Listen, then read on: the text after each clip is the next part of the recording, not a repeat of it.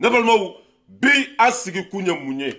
minye ya famia bala anga surasu anga fama no ye anga surasu ye o ye koda turozu kan akabo hakilima amena odaludi oma anya fo awye ko anga surasu be kidali anya fo awye ya famia bala ko anga surasu ya famia bala udalamando bi mina mimbi ambulu cheo chemana ijo anye ambi kunchiki dafara asebe anye bi ambe ka koda turozu ka akabo hakilima amena odaludi oma nan temena kabo no minye sente maliki njawna ka mɔgɔw o ye sogɛli wele y'a faamuya bala sente kɔnɔ ka taa fo ka wale ɲuman dɔn ka tila ka médaille di a ma an bɛna an da don o fana la n'an bɔra yen y'a faamuya bala min ye faransɛw ye o bɛ ka taa katakatani boli mali kɔnɔ a daminɛna déjà an y'a fɔ aw ye ko diɲɛ bɛ laban afiriki de wa a daminɛna dɛ tubabuw bɛ ka taa baara kɛ mali kɔnɔ an bɛna o fana preuve di aw ma n'an tɛmɛna ka bɔ yen nɔ min ye comment s'appelle appel de 20 février n'o ye Kawji min ka parti ye muso langolonin dɔ bɛ o groupe kɔnɔ comment s'appelle o groupe ninnu kɔnɔ i y'a faamuya b'a la a bɛ ka an ka ɲɛmɔgɔw nɛni k'u dɔgɔya an bɛ min fɔ Asimi ye a y'aw ka radar bila WhatsApp groupe kɔnɔ groupe dɔ bɛ Buba fana bolo tellement que barika t'a la a taara fanga dɛmɛbagaw de ta k'o bila groupe in kɔnɔ o bɛ ko o ko la bi an b'a bɛɛ lajɛlen kalama wa o muso ni sunguruba ni lagasa in an bɛna ale kumakan kala komi barika t'ale la an bɛna sugu yira mɔgɔw la n'an tɛmɛna ka bɔ yen nɔ min ye Niger ni Irisi i y'a faamuya b'a la Irisi ɲɛmɔgɔw sigira ka kuma kunu Niger ani Irisi ɲɛmɔgɔw sigira ka kuma kunu an b'o fana dalilu yira aw la n'an tɛmɛna ka bɔ yen nɔ Faransi population yɛrɛ de bɛ ka Mali défense ta bi an b'o fana dalilu di aw ma Faransi population de bɛ ka bɔ bi ka kɛlɛ kɛ Mali ye ne balimaw tiɲɛ de tɔgɔ ye ko Ala wallahi bin cogo tɛ tiɲɛ la n'a fɔra ko Faransi population de bɛ ka bɔ bi ka Mali dɛmɛ ka Faransi kɛlɛ tiɲɛ de ye Ala ye dɛ wallahi tiɲɛ de tɔgɔ ye ko Ala ye wa bin cogo tɛ tiɲɛ la Faransi population surtout a musolakaw olu de bɛ ka bɔ bi ka Faransi canca Mali tɔgɔ la n'an bɛ taa an bɛ se n'an tɛmɛna ka bɔ yen nɔ min ye Semasi ye Semasi comment s'appelle min ye ne yɛrɛ fa ka tɔn ye Imam Diko Semasi olu fana ko k'o bɛ bɔ le 13 octobre 2023 n'a t'a kɔnɔ Ala ka jigin aw kɔnɔ wallahi denmisɛnnin karakara a bɛ hurunkunbɛ de ɲini M5 bɔra kun fɛn fɛn kama Asimi ninnu bɛ ka baara kɛ n'a ye n'aw bɔra ko a bɛ ninnu kɛlɛ malo b'a kɔfɛ dɛ bilahi ɲɛ kali Ala la aw delila ka bɔ ka dɔ fɔ nin fanga in ma a ko kɛra cogo di malo bobaraba ani danga bɛ mɔgɔ kɔ ni ta cɛ sera mɔgɔ ma ni mɔgɔ si banna i bɛ sɔn ko bɛɛ ma Semasi a ye wa ma aw ye bɔ dɛ a ye taa boulevard la bilahi n'an ye cɛw cɛ sɔrɔ yen an t'i faga dɛ an t'i kun ci an tɛ marifa ci la an b'aw bɛɛ minɛ ka taa n'a ye kɔrɔnfɛla la komi aw ko ko Asimi dɛsɛra élection ka kɛ a donna ta a bɔra ta an b'aw bɛɛ minɛ ka taa n'aw ye kɛlɛkɛyɔrɔ la o don de a bɛna dɔn ko Ala ye kami ɲɛgɛn an bɛ Semasi mɔgɔw cancan a ka bon hakili ma i y'a faamuya b'a la n'an bɔra yen nɔ min ye Hayidara fana Ala n ko Asimi diinɛ ɲɛmɔgɔ ninnu n'i m'a dɔw minɛ k'u don kaso la ka dɔw kɛ ka tɔw ladi a ma nɔgɔn dɛ Hayidara fana bɔra autorité tɛ Mali la parce que olu bolo k'an bɛ bɔ a tile de la quoi ni diinɛ ɲɛmɔgɔ kumana dɔrɔn Asimi ninnu ka taa sɔnsɔrɔ a kɔrɔ ka taa kasiw kɔrɔ k'u sago kɛ o banna o Asimi de bɛ yen an bɛ Hayidara fana kumakan kala ka yira aw la n'an bɛ taa an bɛ se an bɛ kuma laban ni denjuguden ye den min kɛra terroriste ye bi Buba fana an bɛ kuma laban ni ale ye n'an bɛ taa an bɛ se ne y'a fɔ ko Buba fana kɛra terroriste ye bi terroriste de bɛ ka financer terroriste de bɛ ka sara terroriste de bɛ ka u ka vidéo caman k'a ka bila WhatsApp groupe sanfɛ n'an bɛ taa an bɛ se ne balimaw nin de ye an sigikunba ye yanni an ka don an sigikunba kɔnɔ an bɛ musobaw ka musoba fo Batuli Ɲangi nka cɛ a ye dɛmɛ bila ka taa Gawo a ka bon hakili ma ni muso in sara bɛ Ala de bolo wallahi su ni tile a hakili bɛ fantanw na su ni tile fantanw bɛ ka dɛmɛ Batuli a filɛ président musow tɛmɛna u ma se ka nin kɛ nin dɛmɛ bɛɛ taara Gawo mara de la ka fantanw jigi tugu ka fantanw ɲɛji cɛ ka dumuni di fantanw ma Batuli a ye min kɛ président musow ma kɛ i bɛ ka muso i y'a faamuya bala san 7 in kɔnɔ a ye miliyari 200 ni kɔ de dun ji ma di fantanw ma kɛnɛya ma di fantanw ma foyi foyi ma di fantanw ma Batuli bɛ ka min kɛ bi Ala i sara bɛ Ala bolo taa n'a ye an b'i kɔ fo saya Batuli gros bisous à toi muso ɲumanw ka muso ɲuman muso saramani an bɛ ɲɔgɔn bolo ne balima an bɛ don an sigi kunba kɔnɔ min ye comment s'appelle Tawusa Kidali dugu dɔ bɛ yen nɔ ko Tawusa Turosiw de ye ɲɔgɔn dalajɛ i b'a dɔn dimi de b'u la nin waati in na o tɛ fɛ an ka sɔrɔsiw ka don Kidali o tɛ fɛ y'a faamuya bala an k'an ka kanw récupérer barika bannen den ninnu ala jugu ninnu kafiri maafiri ninnu k'u bɛ taa ɲɔgɔn dalajɛ tuguni ko ka taa Tawusa attaquer nka cɛ drone bɛ sanfɛ hali ni kɛra jinɛ de y'a ɲɛ b'i la hali ni kɛra wɔkoloni de y'a ɲɛ b'i la hali ni kɛra y'a faamuya bala comment s'appelle ja de ye hali ni kɛra ja ye a ɲɛ b'i la hali ni kɛra fiɲɛ de ye fiɲɛ i b'a dɔn fiɲɛ kɔni tɛ ye dɛ mais drone bɛ sanfɛ a ɲɛ bɛ fiɲɛ la dangaden ninnu taara fara ɲɔgɔn kan k'u bɛ taa Tawusa attaquer nka cɛ an ye ko dɔw ka garankɛ ma min da Bagolo kan an ye fagataw faga ka ɲɛnamaw minɛ an bɛna o dalu yira aw la nka cɛ sɔrɔsiw bɛ baara la dɛ walahi bilahi Mali bɛ kɛ an ta ye wa jugu fɛn fɛn bɛ Mali kɔnɔ an b'a bɛɛ kun ci k'a bɛɛ dafara a se b'an ye bi an ka jɛ an ka Tawusakaw lajɛ turasiw minnu tun bɛ yen nɔ o y'a faamuya b'a la n'an ye sanpɛrɛn jugu kan o kule kan i bɛ ala kali k'a fɔ ko ni jinɛw taara kɔɲɔyɔrɔ la bada la ni sanpɛrɛn jiginn'u kan u bɛ kule cogo min na i y'a se n'a boyi nka cɛ an ye bɔmu jigi turasiw kan nka cɛ o ye fan bɛɛ kɛ sɔni makɔrɔni ye i y'a se n'a boyi i y'a se n'a boyi nka aw ma foyi y'a la fɔlɔ Asimi de bɛ yen an bɛ koda aw ka garankɛ ma min da Bagolo kan a y'u lamɛn dɛ Tawusa mara la i y'a faamuya u y'u labɛn k'u bɛ taa an ka sɔrɔsiw attaquer k'u bɛ taa Tawusa dugu attaquer o y'a sɔrɔ armée bɛ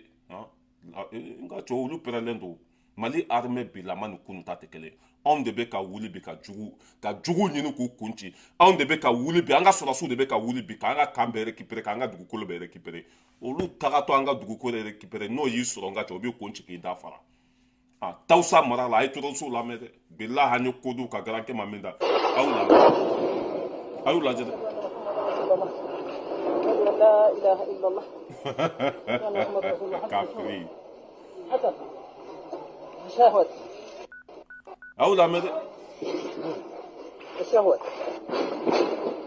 الشهوة يا حسن الشهوة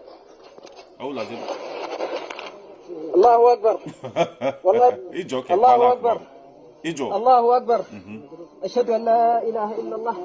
وأشهد أن محمد رسول الله قم تقدر قم تقدر الطيران قم تقدر i jɔ dɛ kafiri حسن قم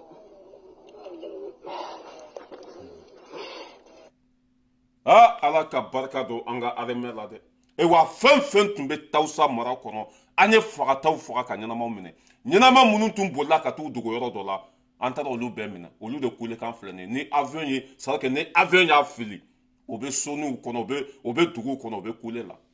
tellement k'u ja tigɛra an ka cɛ minnu tun t'u dogo bɛɛ nana u yɛrɛ cɛ an tɛgɛ kɔnɔ tuguni a y'a lajɛ dɛ n'an bɛ taa an bɛ se Asimi de هيا أنا هيا أربعة علينا أربعة دلعوا سرة أجروا voilà avion y'a bila ka jigin وأشهد أن محمد رسول الله أشهد أن لا إله إلا الله la ilaha illallah ngo bara bɛ ka kɛ وأشهد أن محمد رسول الله ni avion y'a fili ka jigin la ilaha illallah sayyidina Muhammad rasulullah mɔgɔ minnu tɛ ala dɔn o tɛ kira dɔn olu de b'a la ilaha illallah aw bɛ ka mɔgɔw faga aw bɛ ka taa bin mɔgɔw kan mais u tagatɔ min filɛ lahara ni avion y'a jigin u kan nka cɛ foyi t'u da kɔnɔ la ilaha illallah aw bɛɛ bɛ kari jahanama kɔnɔ kafiri ala jugu an ka sɔrɔsiw bɔra ka nin baaraba de kɛ Tawusa mara la min ninnu tun ye sira minɛ k'u bɛ taa attaque kɛ an y'olu kun ci k'u dafara min ninnu bolila ka taa dugu kɔnɔ avion ye i y'a faamuya bala bombe bila ka jigin dugu kɔnɔnaw la min ninnu tun dogolen don olu bɛɛ bɔra ka n'u yɛrɛ ci an tɛgɛ kɔnɔ olu de minɛtɔ filɛ nin ye la ilaha an y'a bɛɛ fara ɲɔgɔn kan k'a bɛɛ fara ɲɔgɔn kan ka cɛ a bɛɛ ɲɛnama b'an bolo bi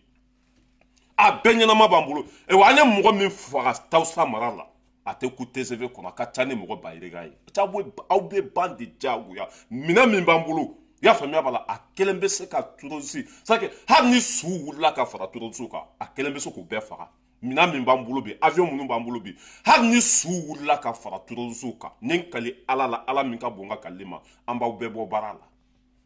avion kelen sukoyi kelen bila an b'aw bɔ baara la nin de passera Tawusa mara la u ye ɲɔgɔn dalajɛ k'u bɛ taa Tawusa attaquer i y'a faamuya b'a la an ka sɔrɔsiw y'u kun ci k'u da fara ka tila ka ɲɛnama baden de minɛ ɲɛnama terroriste ɲɛnama ka baden minɛ k'a feere ala kota kira kota aw tɛ mɔgɔ dɛmɛ ni foyi ye misiri tɛ di mɔgɔ ma kuranɛ tɛ di mɔgɔ ma wajulu tɛ kɛ mɔgɔ kun ko aw bɛ ala dɔn aw bɛ tubabuw de ka baara la aw si de banna aw dati de banna aw kɛra yɛrɛ fagasiw ye Asimi bɛ a tɛ rigolo dɛ i ma ye depuis a sigira a y'i kepe marifa de la fɔlɔ ka marifa san ka avion san ka fɛn bɛɛ san bilahi n'an y'aw bila yɔrɔ yɔrɔ a b'aw bɔnmusi di ka segin aw danbe kɔnɔ k'a firi ala jugu k'an ka sɔrɔsiw fo aw bɛ baara fɛn fɛn na ɲɛ b'a bɛɛ la wa n'a y'u kun ci a y'a filime n'a y'u ɲɛnama minɛ a y'a filime ka ci an ma nin cogo la an b'a pase yan baara min bɛ ka kɛ ka yira jamana kɔnɔdenw na k'a yira jamana kɔnɔdenw na ayiwa Tawusa mara la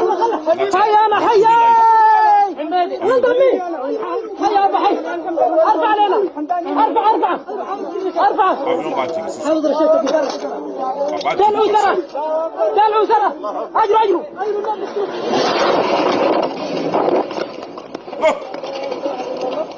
ko n'a ye bɔmu jigin n'a ye bɔmu bila ka jigin dugukolo de bɛ yɛrɛ yɛrɛ n'a ye bɔmu bila ka jigin terroriste dɔw yɛrɛ bɛ sa jatigɛ bolo avion n'a y'i to sanfɛ ka bɔmu bila ka jigin a jigin kan dɔrɔn bɛ terroriste dɔw faga a jigin kan dɔrɔn a mankan dɔrɔn a bɛ dɔw kɛ handicapé ye Asimi ala ka barika don i la wa terroriste fɛn fɛn tun bɛ Tawusa mara la an y'a bɛɛ faga ka tila ka caman ɲɛnama minɛ olu de filɛ nin ye ka filime ka yira u la a dɔw yɛrɛ bɛ u tor'u nɔrɔ yiri de la k'olu tɛ yiri bila an bɛ n'o fana ja yira u la an ye dɔw ɲɛnama minɛ olu tor'u nɔrɔ yiri de la an ka sɔrɔsiw c'est à dire que ala n ko an ka sɔrɔsi a dɛsɛra ka cɛ a y'a lajɛ dɛ terroriste de filɛ nin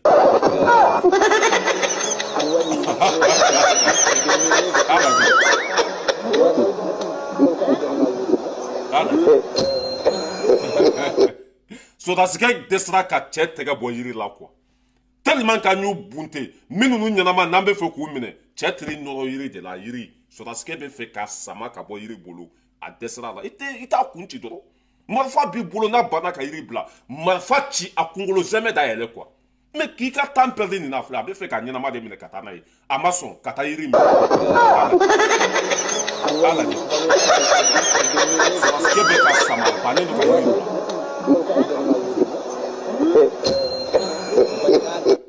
mais kana sama n'a banna ka yiri bila marifa min b'i bolo a kunkolo zɛmɛ da yɛlɛ a faga i ka taa i ka sira fɛ mais cɛ bɛ fɛ ka taa n'a ɲɛnama de a ko k'a tɛ taa yiri min filɛ nin ka cɛ y'a sama ka dɛsɛ terroriste banna ka yiri bila teri nɔrɔ yiri de la tellement que an bɛ k'u ɲɛnama minɛ bi a ka bon hakili ma an bɛ ka fagataw faga ka ɲɛnamaw minɛ ɲɛnamaw minɛtɔ la an ka cɛ baara dɔ de a filɛ a ka sɔrɔ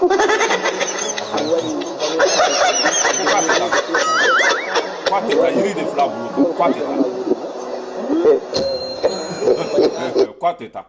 sɔrɔdasikɛ dɛsɛra la quoi a ye yiri minɛ n ka cɛ sɔrɔdasikɛ dɛsɛra ka bɔ yiri bolo quoi a kun ci ka taa i ka sira fɛ marifa kɛ k'a kunkolo zɛmɛ dayɛlɛ a bugɔ i ka tɛmɛ mais c'est ça n'a banna ka yiri bila k'a tɛ taa a ɲɛnama tɛ taa a faga dɔrɔn i ka taa ni sen fila ye kuma fɔ a n'a ba filɛ an bɛ tɛmɛ ka bɔ yen nɔ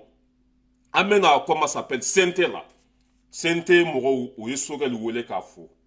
k'a ye élection bɔ a dɔgɔ kɔrɔ k'a bɛnna olu ma a diyara olu ye min ye Maliki Njawu ye o ye Sogɛli wele k'a fɔ k'a ye baara min kɛ k'a bɛnna kosɛbɛ parce que Mali ma basigi Mali bɛ guerre kɔnɔ ani Sogɛli sera ka élection bɔ a dɔgɔ kɔrɔ a bɛnna CNT mɔgɔ bɛɛ ma CNT président n'o ye Maliki Njawu ye a ye Sogɛli wele ka médaille d'a ma a photo filɛ nin ye ala ka barika don tiɲɛ la n'an bɛ taa an bɛ se n'a tɛ Maliki Njawu la tellement k'a content a ye Sogɛli minɛ n'a tɛgɛ ye i y'a faamuya b'a la o kɛra komi Lasana ni Fuseni mɔgɔ ta ye Mali ko ye an bɛ ɲɔgɔn sɔrɔ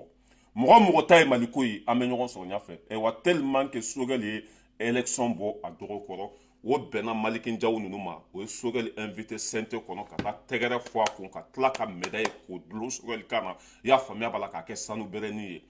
o kɛra CNT kɔnɔ kunasini an ka foli bɛ Maliki Njawu ye n'an bɛ taa an bɛ se ne balimaw an bɛ tɛmɛ ka bɔ yen nɔ an bɛ na faransɛw la a daminɛna dɛ faransɛw a daminɛna a filɛ français min bɛ ka taa mali kɔnɔ bi ka taa katakata ni bolo a ka bɔ hakili ma an ɲa bɛ cɛkɔrɔba la sans afrique faransi tɛ foyi ye an y'a fɔ aw ye ko diɲɛ bɛ laban afrique de diɲɛ bɛ laban anw de bolo c'est nous les patrons fɛn bɛɛ bɛ anw de bolo sanu bɛ an bolo pétrole bɛ an bolo jama bɛ an bolo lithium bɛ an bolo a sugu bɛɛ lajɛlen bɛ anw de bolo hɛrɛ mugu baden c'est nous les patrons mais o tun y'an kumana hɛrɛ ma ka taa kafiriw sigi an ka jamana kunna gouverneur président minnu y'a faamuya b'a la danbe t'u la hɔrɔnw tɛ o tɛ ala dɔn wulu ka t'olu bila an ka jamana kunna an y'olu bɛɛ bɔ yen ka asimi bila yen afiriki bɛ ka segin a danbe kɔnɔ tubabuw kumasera ka taa baara kɛ afiriki kɔnɔ tubabuw kumasera ka taa bɔrɔ ta tubabuw kumasera ka taa katakatani boli an ɲa bɛ cɛkɔrɔba la katakatani sanfɛ katakatani bɛ ka boli a bɛ ka mɔgɔw ɲininka ni min bɛ taa rayida la min bɛ taa suguni kura la min bɛ taa yan fɛ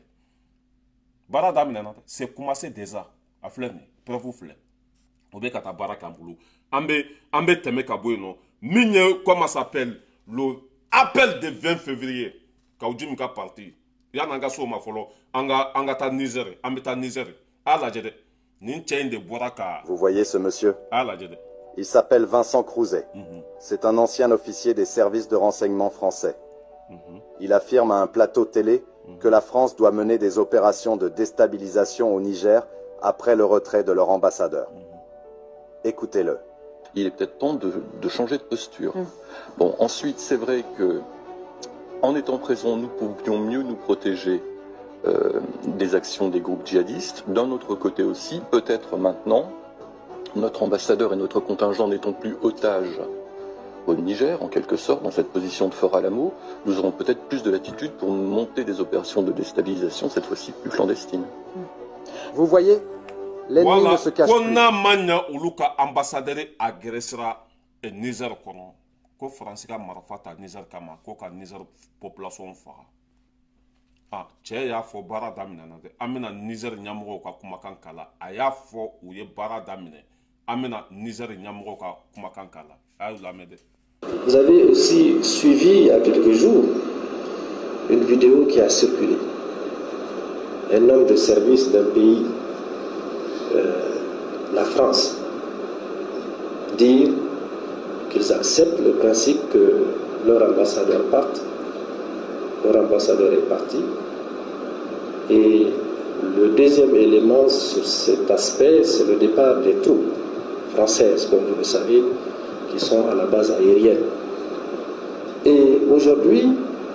ce que dit ce spécialiste en charge de la sécurité, que tout le monde a vu, que d'accord, mais nous allons nous organiser à déstabiliser le Niger. Il l'a dit clairement, tout le monde a vu. Et ils ont commencé. Malheureusement. Voilà, au global, ku y'a fɔ o bɛ ka baara kɛ Niger. Français y'a fɔ ko bɛ Niger ko bɛ taa tasuma wuli ka taa y'a faamuya b'a la ka taa tiɲɛni kɛ yen. Niger ka comment s'appelle ministre des finances o de kumakan filɛ nin ye Niger ministre des finances k'u y'a fɔ k'u bɛ ka kɛ. Ala ka teli n'a ka ciden ye Abdramane Tchani a ye wele bila Russie ma y'a faamuya b'a la ani Russie a y'u lajɛ dɛ ani Russie bɛ coopération na filɛ. Le diplomate russe Igor Gromyko était effectivement reçu en audience par le président du Conseil national pour la sauvegarde de la patrie, chef de l'État, le général Abdramane Tchani. Ambassadeur extraordinaire et plénipotentiaire de la Fédération de Russie au Mali et auprès de la République du Niger, le diplomate a déclaré évoquer avec le chef de l'État, à sa sortie d'audience, plusieurs questions liées à la coopération entre le Niger et la Russie. Хотел бы подчеркнуть, что Республика Нигер, Российскую Федерацию связывает исключительно дружеские отношения, у нас сотрудничество. Nous avons beaucoup de domaines de coopération. Je vous donne un exemple. Allah joyan tellement que Abdramane Tchani Kongolo be barake ni français ye molobaliya daminɛ ka jamana kɔnɔ dɔrɔn si ɲɛmɔgɔ wele kana c'est que hali n'u ma minɛn di ma n'u ma foyi k'i ye si ɲɛmɔgɔ wele dɔrɔn France ki i n'olu ye ɲɔgɔn fɛ ni français ni Russie ɲɛmɔgɔ ye ɲɔgɔn fɛ dɔrɔn bilahi o b'i ka jamana bila o bɛ kojugu kɛ dabila o bɛ siran Russie ɲɛ ka tɛmɛ fɛn bɛɛ kan u ka ala de ye Russie ye an ka kɛ dɔrɔn cɛ kana Russie kana foyi di Niger ma dɛ ni ɲɔgɔn ɲɛ yɛrɛ kana kɛ foyi ye dɛ l'essentiel dɔrɔn Russie ɲɛmɔgɔ ka ye Niger président kɛrɛfɛ ni France tagatɔ de o bɛ kojugu fɛn fɛn na i b'a ye sa o b'a bɛɛ dabila tellement que o bɛ siran Russie ɲɛ ka tɛmɛ fɛn bɛɛ kan Abdramane Tchani u kunkolo bɛ baara kɛ u ye bingali daminɛ Nizerikaw kan u ye Nizerikaw fagali daminɛ président ye ci bila Russie ɲɛmɔgɔ ma irisi ɲamɔgɔ i y'a faamuya b'a la fédération des ambassadeurs des Russes i y'a faamuya b'a la Abdraman Tchani y'a wele filɛ. Le diplomate russe Igor Gromyko était effectivement reçu en audience par le président du Conseil national. kɛrɛfɛ dɔrɔn Niger lafiyalen ye nin yelen Niger kɔnɔ dɔrɔn baara banna u bɛ siran irisi ɲɛ ka tɛmɛ fɛn bɛɛ kan. Hali n'i y'a ye o ye Mali bila dɔwɛrɛ tɛ irisi tagali min kɛ Mali kɔnɔ o de la o ye Mali bila ko Wagner bɛ yen olu ni Wagner tɛ se ka baara kɛ ɲɔgɔn fɛ n'o ye irisi yɔrɔ o bɛ yen bila de. Irisi mankan mana bɔ yɔrɔ o nka cɛw bɛ kule de k'u sen fa ka boli ka t'u ka jamana kɔnɔ wa nin ye Niger lafiyalen ye a y'a sɛbɛn ka bila yen de. Niger comment s'appelle irisi ɲɛmɔgɔ min taga sigilen filɛ nin ye Niger président kɛrɛfɛ Faransi ɲɛ mana da nin kan u bɛ baara jugu fɛn fɛn na o b'a bila. O bɛ tila ka boli ka bɔ Niger kɔnɔ ne de y'a fɔ aw ye u ka tagali bɛ teliya sisan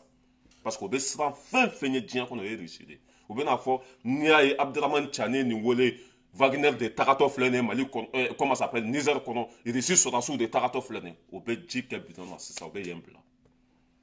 bana jugu fura ye fura jugu ye wa Russie ambassadeur min filɛ nin ye Niger Russie jeunesse u bɛna olu ladege formation na k'olu dege kɛlɛ la ka tila ka minɛn di Russie ma ka tila k'u ka sɔrɔdasiw bila ka taa Niger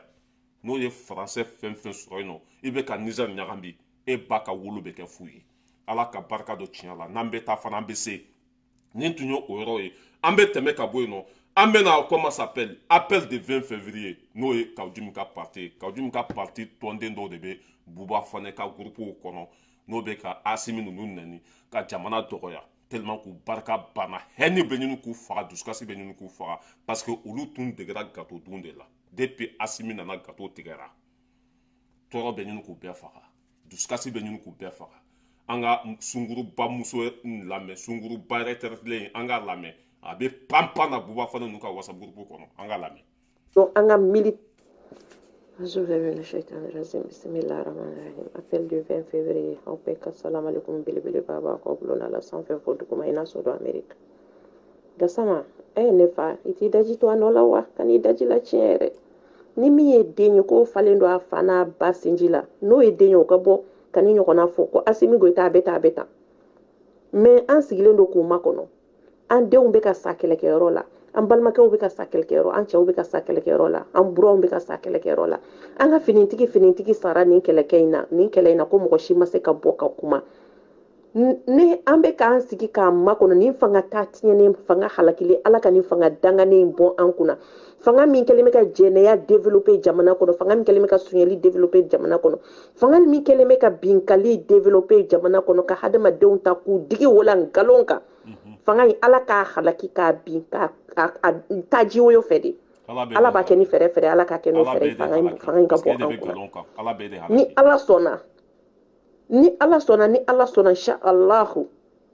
comme Asimi kɛlen bɛ ka kɔli kɛ cɛsagabagatɔw ni muso minnu cɛw joginna n y'a mɛn n tulo la cogo min na mɔgɔw bɛ k'a fɔ ko an ka finitigi baden fɛn fɛn sara k'u musow degunnen bɛ sokɔnɔ na k'u tɛ ka se ka bɔ ka kuma n'u ma se ka bɔ ka kuma ni ninnu ka fanga binna ka bɔ anw kunna k'u ka bɔ k'u ka kuma an tɛ sɔn dɛ barika t'i la o cɛ min bɛ balo e bɔra i faso la ka na cɛ min kama ka tila ka kari k'a di ala ma k'a ka taa kɛlɛ kɛ faso ye a ka faso kunna wolo o faso kɔnɔ mɔgɔw ko o cɛ ka fatu ko e ka tila k'i sigi ko k'i makun e m'a fɔ faso kɔnɔ mɔgɔw ɲɛna k'a fɔ n dusuma kasalen don n ye n cɛ di a ka taa faso kɛlɛ kɛ a fatura ou bien a tununa ou bien nin y'a sɔrɔ ou bien a joginna o tɛ se ka fɔ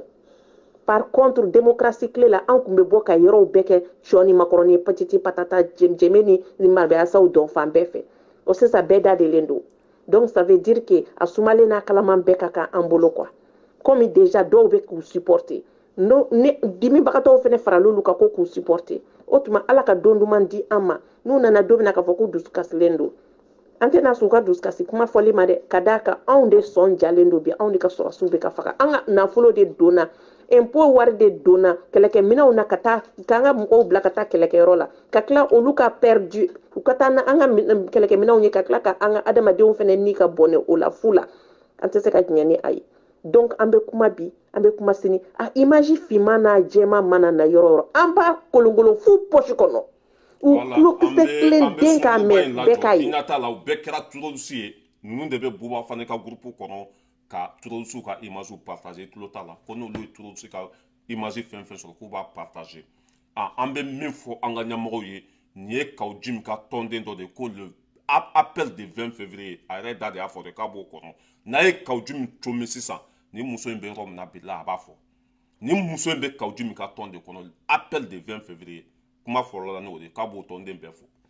mais a bɛ ka kuma ni Côte d'Ivoire numéro de Côte d'Ivoire numéro de b'a bolo groupe sanfɛ parce que kalabanciden caman b'o de kɛ o b'u to Mali de la ka Côte d'Ivoire numéro ta k'a kɛ comme u bɛ Côte d'Ivoire de kɔnɔ mais u bɛ kuma ni Côte d'Ivoire numéro de k'a sɔrɔ o bɛ Mali kɔnɔ ni sunguruba dati bannen de sigilen bɛ ko an ka sɔrɔsiw sara kɛlɛkɛyɔrɔ la k'olu musow degunnen b'u kɔfɛ ko Asimi tɛ k'u dɛmɛ n'u tun degunnen don o tun bɛ bɔ ka kuma u bɔra ATT tile la ka kuma o mais bi Asimi tile la n'i y'a ye sɔrɔsi musow tɛ ka bɔ ka kuma o bɛ condition de kɔnɔ Asimi sɔrɔsi muso bɛɛ bila condition kɔnɔ sɔrɔsi musow yɛrɛ bɔra k'a fɔ ko depuis Ala k'olu da k'u ma hɛrɛ sɔrɔ ka ATT tile bɔ Asimi tile bɔ k'olu cɛw tun bɛ sa buwa tile la olu denw tun bɛ sa buwa tile la ko dɛmɛ foyi hali u denw su ka ta ka na d'u ma ko a tun tɛ se ka kɛ mais bi lafiya bɛ yen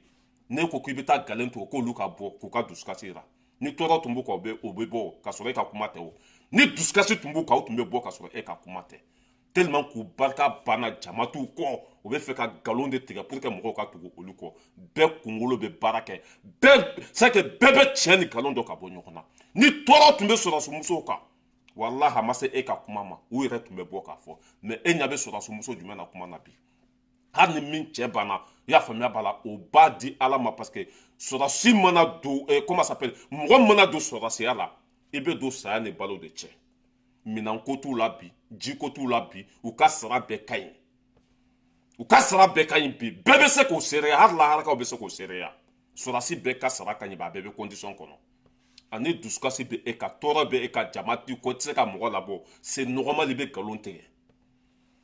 nin kafiriden ninnu bɛɛ lajɛlen bɛ Buba fana ka groupe in de kɔnɔ an bɛ min fɔ Asimi ye nin ye Kawji min ka tɔnden dɔ de ye a ye nin minɛ a ka ku tigɛ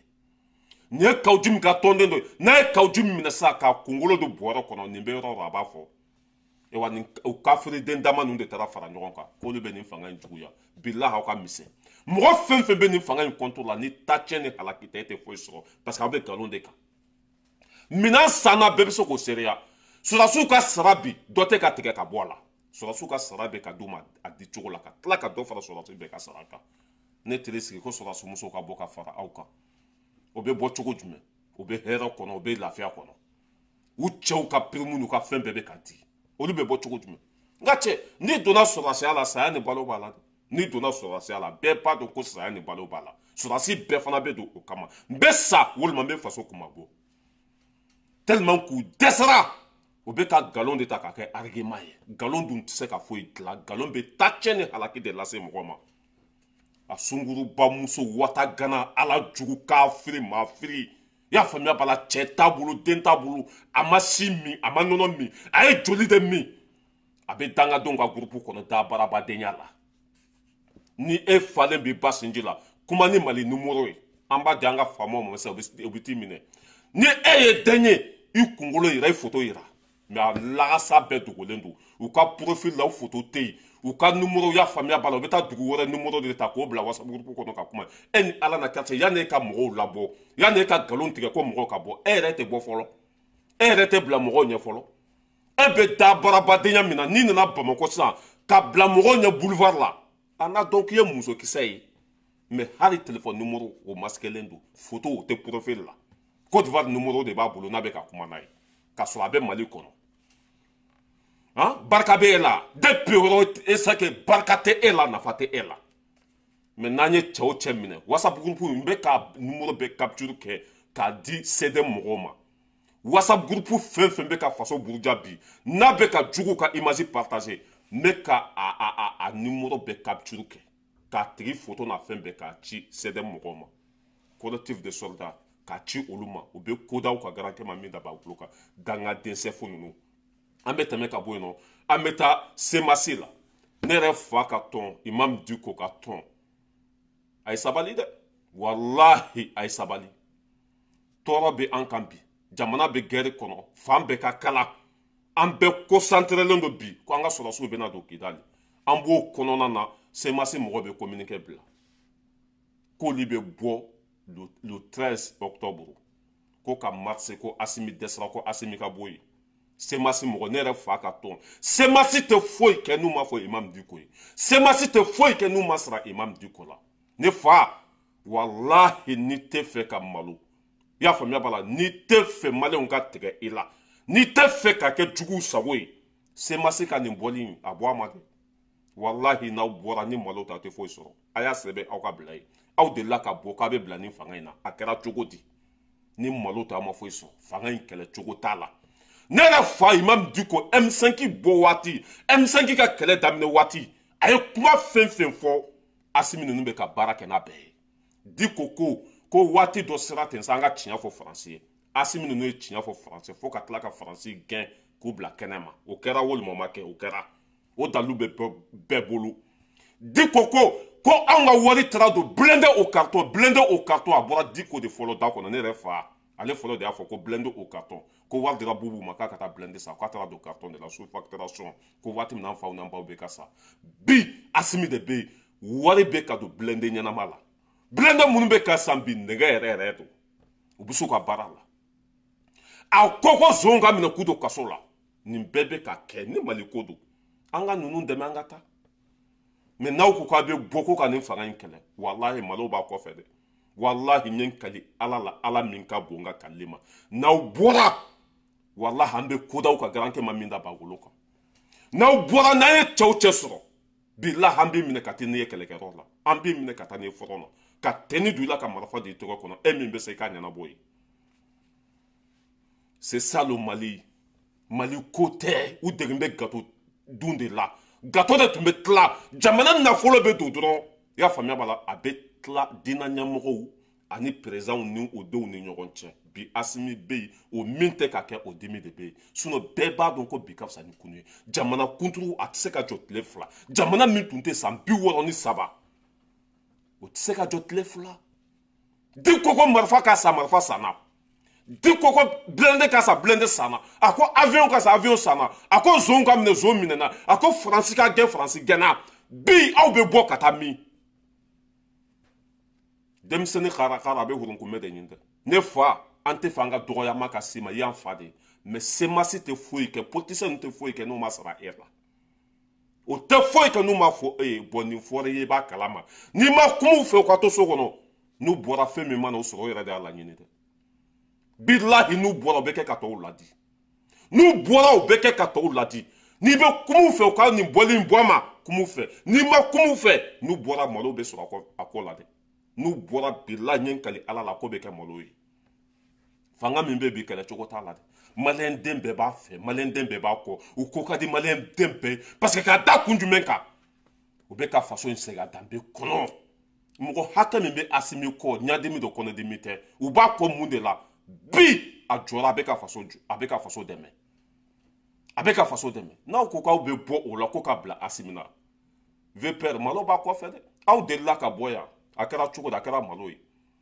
au ko mo kana anga constitution kura in vote ko laïcité bala malenden betra voter au manga hakili so tensa har ni election kera ba obetami har ni election kera bi Assimi de be sigi Assimi de be gagner obetami aye fara jamana kono den ko anga nunu deme gato te tla bi de ewa masite boya ko jama bi ko masite boya ki kunsigi jelendo masite boya ki karamogo ye abanto ya manga jamana jo chao chemanto bila hambi mine kido kasola herebe she herebe tle ewa Assimi ka fuye fanga mana sufede fanga na tlegande fe chao chemana bobi ko abe matsi bam ko kono wallahi be se ka minda ka daka mbiko ewa hari kwa kalando karamogo nunu ka kalando Assimi abebi fe abebi ko ne ra nubo kuma abela jelen bi fe abebi ko o tise ka jo chugo do ka tia fu kwa karamogo isu na iko ka du be mais c'est du n'importe quoi wati mina malen dembe concentrer lendo kwanga arme bena kidale récupérer wati kele ibe do so ba mako ko lube bo che na mo sabali kuma mi be ka fo aw ma me na fo ko chinya do de aw ka jakulu yera to ni sema mo ka jakulu be to ekelenye sema a be kelende jusque différence mbun nyoronche nunu be nord la nunu be sidi la différence mbun nyoronche ni doron de be suna jakulu be to ekelenye semasi sema a bɛɛ kelen a komi an bɛ ka taa sema mɔgɔw gɛn ka bɔ kidali an bɛ fɛ ka kidali récupérer semasi min bɛ bamakɔ a bɛnnen t'u ma dɛ kuma fa n'a ba filɛ semasi min bɛ bamakɔ a bɛnnen t'u ma nin kuma in fɔra a mɛnna ko aw ni sema mɔgɔw tɛgɛ bɛ ɲɔgɔn bolo mun de la aw bɛ bɔ bi mun de la aw bɛ bɔ bi an ka sɔrɔsiw setɔla kidali kidali minɛli o de man di aw ye wa ka mali bɛɛ k'an ta o de man di aw ye wa mɛ n'aw bɔra a bɛ lakali tariku la Asimi ka gagné de labɛn gagné i k'a labɛn ka gazi labɛn i y'a faamuya b'a la bere kɛnɛ ani bisamisɛnnin i y'a faamuya b'a la k'a di sɔrɔsiw ma polisiw tɛ dɛ sɔrɔsiw minnu bɛ bamakɔ ka gagné d'u ma ka bisamisɛnnin d'u ma ka gazi d'u ma cɛw cɛ mana bɔ Asimi i k'a kun ci k'a da fara hɛrɛ bɛ si hɛrɛ bɛ tile parce que ninnu ye ala juguw de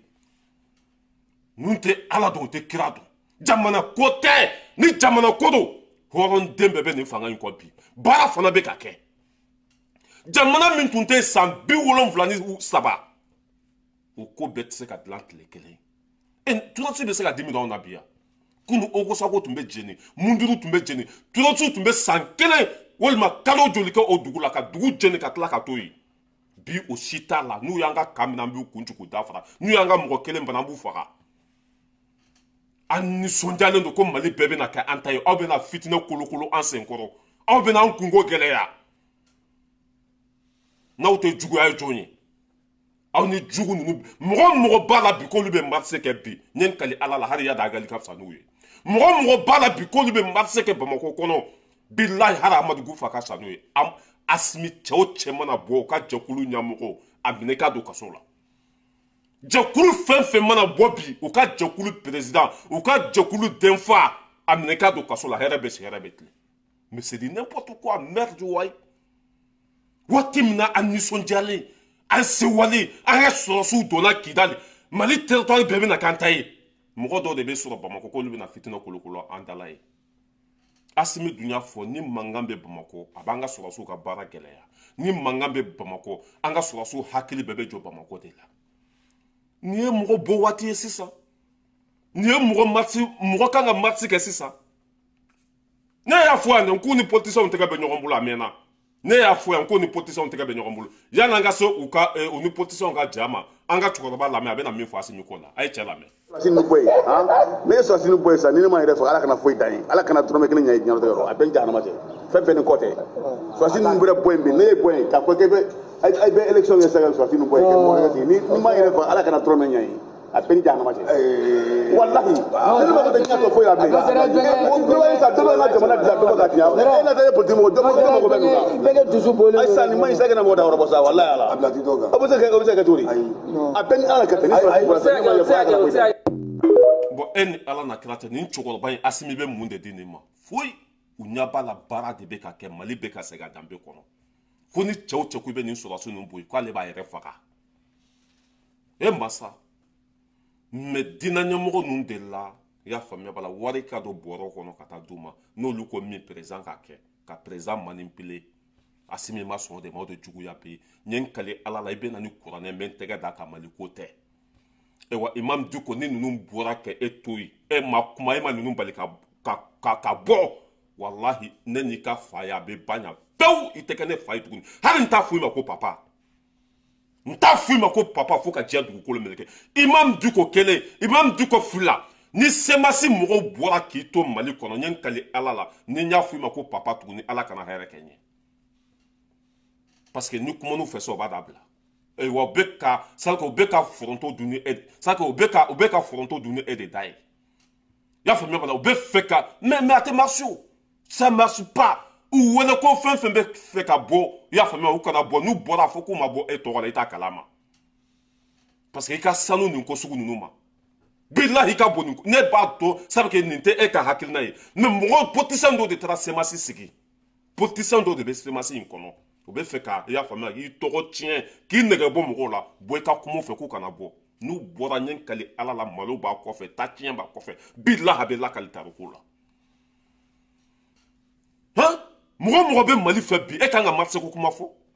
k'olu bɛ bɔ i y'a faamuya le 13 octobre semasi mɔgɔw ka communiqué bɛ yen k'o bɛ bɔ le 13 octobre n'aw bɔra a bɛ malo sɔrɔ aye malo joli cɛ aw bɔra ko a bɛ Assimi kɛlɛ a kɛra cogo di malo aw bɔra ko mɔgɔ kana taa référendum constitution in voter ko bɛɛ ka nɔ ta mɔgɔ taara oui de ta a kɛra cogo di aw kan ka faamuya k'a fɔ jamana kɔnɔdenw t'aw fɛ bi u bɛ Assimi de fɛ aw man ka sigi aw yɛrɛ ma mais denmisɛnnin kara a bɛ hurunkunbɛ de ni ala bana mɔgɔ la na ala bana sɛ la a bɛ don muru jago de la ni ala ye mɔgɔ ta ci i bɛ sɔn ko bɛɛ ma bilahi ni aw bɔra Mali kɔnɔ an bɛ kodaw ka garankɛ ma min da bawolo kan a ye fɛn fɛn fɔ M5 bɔra kun fɛn fɛn kama ninnu bɛ ka baara kɛ aw ko wari donna blindé ka tɔn bi nɛgɛkurun de bɛ ka sa nɛgɛ de bɛ ka sa blindé ɲɛnamaw bɛ ka sa aw ko zon ka minɛ zon bɛ ka minɛ aw ko tiɲɛ ka fɔ faransɛ tiɲɛ fɔra faransɛ ni Mali ko dɔn aw man ka tugu ninnu kɔ n'aw tɛ se ka tugu kɔ a y'aw segin aw ka so kɔnɔ yen a k'an to an ka jamana jɔ n'aw tɛ se ka tugu kɔ n'aw tɛ se k'u dɛmɛ a y'an to an ka jamana jɔ mais cɛw cɛ mana fɔ k'i bɛna an dala kɔrɔbɔ yan walima kana fitinɛ kolokolo an ka jamana kɔnɔ bilahi an b'i faga yan cɛw cɛ mana bɔ k'i bɛna fitinɛ kolokolo an senkɔrɔ bi la an bɛ minɛ k'i don kaso la walima an bɛ taa n'i ye kɔrɔn fɛ a ye bɔ Semasi kolonden mais min ko Sema mɔgɔw don Sema se a bɛɛ kelen Sema mais a tiɲɛ filɛ nin ye o parce que an bɛ ka taa Sema mɔgɔw ka daga ci Sema mɔgɔw dogolen tun bɛ yɔrɔ min an bɛ ka taa yen minɛ o de bɛnnen tɛ Semasi ma Semasi a bɛɛ tɔn kelen a bɛɛ jamu kelen a bɛɛ fa kelen a bɛɛ ba kelen a bɛɛ mɔgɔ sugu kelen mɔgɔ bɛ ka kuma fɛn fɛn fɔ a ma a tiɲɛ bɛ ka bange bi di n'importe quoi mais a ka bɔ hakili ma an bɛ tɛmɛ ka bɔ yen cɛw cɛ mana bɔ Assimi wallahi Assimi fanga mana su fɛ dɛ fanga nana tilegan de fɛ mɔgɔ n'a mi bonya cɛw cɛ ma sigi a yɛrɛ ma Assimi kisɛ don a n'u fɛ u tɛ Mali ko la wari ko don an ka nin fana lamɛn Haïdara de kumakan don pas d'autorité au Mali autorité tɛ Mali la je dis et je répète autorité tɛ yan e ka nin fana sigilen lajɛ a bɛ kuma fɔ a bɛ dan sago ko autorité ni autorité tɛ yen t'a kɛ président ye kɛ ni autorité tɛ yen dan sago kɛ i bɛna dɔn ko ala ye kami ɲɛgɛn ale fana ni diinɛ ɲɛmɔgɔ dɔw bɛ ɲɔgɔn na tellement que a bɛ fɛ olu k'u makun tellement que a bɛ fɛ olu ka minɛ Assimi to k'olu minɛ ko autorité tɛ yen cɛ Assimi de bɛ buwa ten kunna aw tun bɛ buwa de bagabaga n'a bɛ ko to aw ta la kunna aw tun bɛ buwa de bagabaga n'a bɛ wuli ka mɔgɔ minɛ Assimi tɛ bagabaga Assimi tɛ bagabaga n'a ye dɔ fɔ mɔgɔ ma mɔgɔ bɛ dɔ fɔ aw ma n'a ye mɔgɔw dɔgɔya u b'aw dɔgɔya kunu o tun degera nin de la n'u ko président ka min kɛ a b'a kɛ mais n'u ko Assimi ka min kɛ bi Assimi t'a kɛ o de dimi b'u la o de hɛnɛ b'u la n'an bɛ taa an bɛ se bilahi aw bɛɛ bɛ tilen fali kɔ kan a ye mɔgɔw tɔɲɔgɔn san 70 ni kɔ président ye ko bɛɛ to aw ta la mais hali bi aw nata tɛ ka fa san 70 ni kɔ président fɛn fɛn nana Mali kɔnɔ aw gɛrɛla bɛɛ la a y'a bɛɛ kɛ aw sago ye aw ka jama ni aw ka fɛn aw b'o de yira président na ka président bagabaga jama b'an kɔ n'i m'a to an ta la an bɛ bɔ aw kama sinon e ni ne jɔlen ɲɔgɔn kan e bɛ se ka mun kɛ e ni président jɔlen ɲɔgɔn kan face en face e bɛ se ka mun kɛ mais jama min tun b'u bolo o bɛ yanga ni o de ye président n'i ma nin d'a ma n'i ma nin to an ta la o banna Assimi tile la Assimi tɛ bagabaga ni autorité tɛ yen ta kɛbali kɛ i bɛna dɔn ko autorité bɛ yen regarde comme il parle un vieux comme ça autorité tɛ Mali la je dis je répète ka kuma fo ka dan sago ninnu de y'an faw ye ninnu de y'an ka karamɔgɔ ye a sigilen bɛ wajulu kɛnɛ kan ala ko jumɛn de bɛ ka fɔ ye u degera gato de la u degera jamana impôt dumuni de la u k'a ye kuluba sun ka taa tigɛ durukubaw ka fufu o ka d'u ye ka tɛmɛ fɛn bɛɛ kan n'u ko président ma ko nin kɛ président bolitɔ b'o kɛ n'u ko président ma nin kɛ mais Assimi t'a kɛ cɛ si ye jamana kɔnɔdenw de y'a sigi laɲini min bɛ jamana kɔnɔdenw na Assimi bɛ k'o baara kɛ maa si ta tɛ Mali ye Mali ye bɛɛ de ta ye maa kelen sago tɛ kɛ tuguni a banna pewu ni min bɛ se ka sanpɛrɛn jigin mais c'est du n'importe quoi ninnu tun kan ka hakili sɔrɔ bi n'u taara wajulu kɛnɛ kan ala tɔgɔ ka fɔ mɔgɔw ka wele ka taa sabali ma mɔgɔw ka wele ka taa diinɛ ma mais u bɛ taa sigi ala ka kɛnɛ kan ala tɔgɔ tɛ foyi kira tɔgɔ tɛ foyi mɔgɔ si tɛ wele ka taa sabali ma fo ka mɔgɔw wele ka taa fitinɛ ma ala b'aw bɛɛ maloya n'aw ka sa ala b'aw bɛɛ maloya n'aw ka sa n'an bɛ taa an bɛ se a ye continuer panpan na komi tinɛni billahi aw bɛ bin tulu kalaman kɔnɔ an b'aw ta k'aw ɲimi parce que nkalon ko ye malo ni ta tiɲɛ dɛ n'i y'a ye bi aw barika banna n'i y'a ye bi aw kɛra ɲuguntanfɛn ye n'i y'a ye bi aw dalakɛn tɛ ka ciga ci aw mɛnna nkalon de kɔnɔ aw mɛnna nkalon de kɔnɔ nin diinɛ ɲɛmɔgɔ ninnu y'an tɔɔrɔ Asimi nin diinɛ ɲɛmɔgɔ ninnu n'i ma dɔ minɛ ka don kaso la u ka kɛ ka tɔw ladi ninnu bɛ fitinɛ kolokolo an ka jamana kɔnɔ nin diinɛ ɲɛmɔgɔ ninnu n'i ma kɛlɛ minɛ k'a kari kaso la komi i ye bɛn de sarafo minɛ k'a don kaso la cogo min na n'i ma ninnu dɔw minɛ k'u don kaso la bilahi tɔw tɛ hakili sɔrɔ mɛ n'i ye kɛlɛ minɛ sisan nin diinɛ ɲɛmɔgɔ ninnu dɔw la k'u kari kaso la yen olu bɛ kɛ ka tɔw ladi an tɔɔrɔla an sɛgɛnna aw kelen tɛ maliyɛn diinɛ ɲɛmɔgɔw bɛ Kayi diinɛ ɲɛmɔgɔw bɛ Bagunu diinɛ ɲɛmɔgɔw bɛ Kucala diinɛ ɲɛmɔgɔw bɛ Segu diinɛ ɲɛmɔgɔw bɛ Sikaso diinɛ ɲɛmɔgɔw bɛ hali Lahara i t'olu si kumakan mɛn i bɛ ninnu de kumakan mɛn Bamakɔ a ye mɔgɔw tɔɲɔ Mali ko tɛ aw tɛ Mali yɛrɛ fɛ aw bɛ wari de fɛ aw tɛ Ala dɔn aw tɛ kira dɔn aw degela nafolo de la maa maa bɛ Mali fɛ bi i kan ka ninnu dɛmɛ mais o tɛ Mali fɛ u degera nin de la ka président bagabaga jamana wari ka ta ka d'u ma bi a tɛ passé ni min bɛ se ka min k'a kɛ ni autorité tɛ Mali kɔnɔ taa président bɔ a place la ni autorité tɛ Mali kɔnɔ taa mɔgɔ faga ni autorité tɛ yen panpan comme tinɛni u b'i minɛ k'i don kaso la yen hali n'i tɛ fɛ ka dɔ f'u ma i bɛ dɔ f'u ma on en a marre on dirait que o kelen de bɛ Mali kɔnɔ wajulu kɛnɛ kan foyi tɛ foyi ni fitinɛ kuma tɛ wajulu kɛnɛ kan Ala tɔgɔ tɛ foyi wajulu kɛnɛ kan kira tɔgɔ tɛ foyi wajulu kɛnɛ kan mɔgɔ tɛ wele ka taa sabali ma fo fitinɛ kuma jamana in bɛ cogo min na bi aw diinɛ mɔgɔw de tun kan ka mɔgɔ wele ka taa sabali ma ka terroriste ninnu u y'a faamuya b'a la ka Ala ko f'u ye mais nin si tɛ fɔ jamana bɛ baara ɲuman k'o tɛ fɔ jamana tɛ dɛmɛ foyi fo fitinɛ kumaw imagine comme il parle autorité tɛ yen ka jamana bɛɛ dɔgɔya mais n'an bɛ taa an bɛ se aw sugu bɛɛ dɔn ka tɛmɛ nin bɛɛ kan aw couleur bɛɛ dɔn ka tɛmɛ nin bɛɛ kan ɲɛ t'a la aw denw tɛ foyi la ni dɔn tɛ aw denw n'u taara wajulu kɛnɛ kan k'u bɛɛ décalé o de bɛ kɛ yen o ye labanko juguya de ka fɔlɔ misiri kɔnɔ ka taa laban bari kɔnɔ silamɛya tun kan ka fumu aw dusukun kɔnɔ de mais n'a fɔra ko silamɛya de bɛ k'aw bila aw tun tɛ sira ɲuman de kan bilahi Ala jɔn ɲuman n'a taara sigi Ala ka kɛnɛ kan mɔgɔw bɛ wele ka taa sabali de ma mɔgɔw bɛ wele ka taa ɲani sira de kan ka taa sigi wajulu kɛnɛ kan Ala tɔgɔ tɛ fɔ kira tɔgɔ tɛ fɔ fo balawu kuma n'an bɛ taa an bɛ se nin fanga in n'u tun ma avion san an t'u tɔgɔ fɔ avion sanna kunun avion tun tɛ Mali bolo i bɛ k'a ye san 7 de kɛ Mali kɔnɔ avion tun tɛ yen sɔrɔdasiw tun tɛ condition kɔnɔ ji tun t'u bolo kan tun t'u bolo hali an tun tɛ se ka taa Segu bi an bɛ Kidali jamana in bɛ jɔ dɔɔni dɔɔni de ni min pressera t'i kun fara koko ni min pressera i bɛ se ka min k'a kɛ maliden bɛɛ bɛ ninnu kɔ dɛ ayiwa hali mɔgɔ minnu sigilen bɛ i ka wajulu kɛnɛ kan n'u bɛ k'i lamɛn n ye n kali Ala la Ala min ka bon n ka kali ma n'i taara politique sira fɛ n'u k'u ka bɔ o tɛ bɔ u bɛ ka taa sigi ko b'i lamɛn Ala ko sira de fɛ n'i taara politique sira fɛ bilahi i tɛ maa y'i ɲɛfɛ i tɛ maa y'i kɔfɛ ni diinɛ ɲɛmɔgɔ ninnu Asimi n'i ma ninnu dɔw minɛ k'u bila yen non c'est pas la peine ni ko i bɛ kuma cogo dɔ la bon n'an bɛ taa an bɛ se an b'aw bila yan hakɛto bɛ kuma kɔnɔ semasi mɔgɔw n'a t'aw kɔnɔ Ala k'a to aw ka bɔ